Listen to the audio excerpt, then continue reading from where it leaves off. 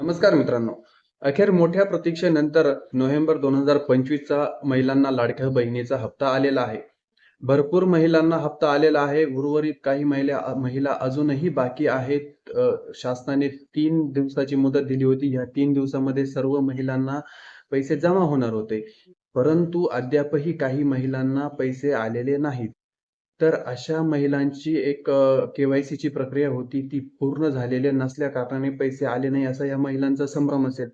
परंतु असा काहीही नाहीये असे, कारण प्रॉब्लेम असा होता, की शासनाच्या नियमानुसार फेब्रुवारीच्या नंतर ही छाननी होणार होती आणि या छाननी झाल्याच्या नंतर तुमचे अर्ज बाद करायचे की ठेवायचे, की नंतर अजून काहीतरी त्याच्यात मॉडिफिकेशन करून चेंजेस करायचे.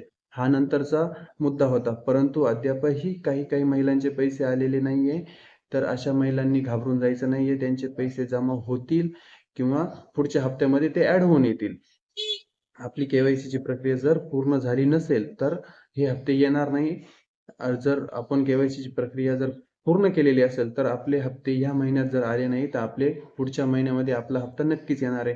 मित्रांनो, पी-एम किसानच्या योजनेमध्ये कमीत कमी 90 ते 92 लाखापर्यंत शेतकऱ्यांना पैसे वाटप होते. तर त्या अनुषंगाने लाडक्या बहिणीचे अर्ज तिप्पट आहेत. म्हणजे कमीत कमी 2-2.5 कोटीपर्यंत अर्ज आहेत. तर अशा सर्व महिलांना पैसे एकसोबत मिळत नाहीये. त्यांना पैसे सोडल्याच्या नंतर डी-बी-टी ट्रान्सफर असल्या कारणाने 2 ते 3 दिवस लागतात आणि आपण जर काही-काही महिलांचे पैसे जर जमा झालेले नसेल, तर त्यांनी आपलं डी-बी-टी प्रणाली चेक करून घ्यायची. आपली डी-बी-टी प्रणाली जर ॲक्टिव्ह असेल, तरच आपल्याला पैसे येणार आहे. काही कारणास्तव डी-बी-टी प्रणाली इनॅक्टिव्ह होऊ शकते. तर आपण जवळच्या सायबर कॅफेमध्ये जाऊन, सेतूमध्ये जाऊन आपली डी-बी-टी प्रणाली एकदा चेक करून घ्या.